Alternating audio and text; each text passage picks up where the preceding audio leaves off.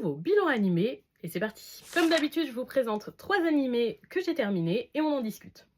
On commence avec la première saison de Gleipnir qui faisait partie de ma watchlist depuis très longtemps. J'ai donc décidé de le regarder et j'ai même pas pu regarder la moitié de la saison tellement j'ai tout simplement détesté cet animé.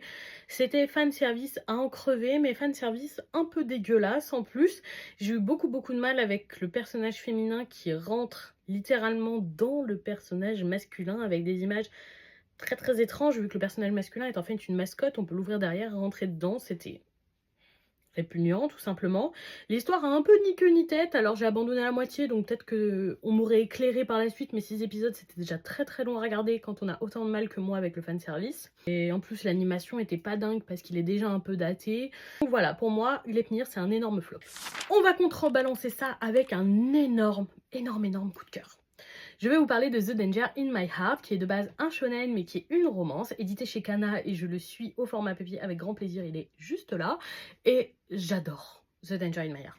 Ça fait longtemps que j'ai pas été aussi emballée par un animé de romance, au stade où vous savez, quand l'épisode il sort, vous savez que c'est le mercredi à 18h, et le mercredi à 18h, vous êtes devant votre télé avec votre télécommande, là comme un marteau, en train de cliquer sur réactualiser pour regarder votre épisode seconde 1 de sa sortie. J'adore les personnages, c'est une romance adorable entre deux collégiens qui est très bien menée, avec des personnages réalistes, profonds, qui ont une véritable histoire, un développement, des remises en question, c'est très bien écrit.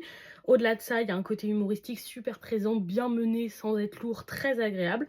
En plus, l'animé est très beau, il y a un jeu de couleurs et de lumière magnifiquement bien mené. J'ai adoré les openings et les endings que j'écoute hyper régulièrement. Peu importe le format, l'histoire est incroyable. On termine avec la première saison de A Sign of Affection. J'avais commencé à le lire en format manga chez Akata et je m'en étais un petit peu lassée parce que c'était une romance sans plus pour moi. Je sais que je vais me faire taper dessus parce qu'il y a énormément de fans de ce titre, mais moi je trouve que c'est un sans plus pour ma part. Mais franchement l'animé était chouette, l'animation était correcte plus. Franchement il y a des moments où c'était très joli, mais sur le global on voit qu'ils mettaient le budget sur certaines scènes, mais sur le global ça a été correct sans plus, mais moi ça me convenait.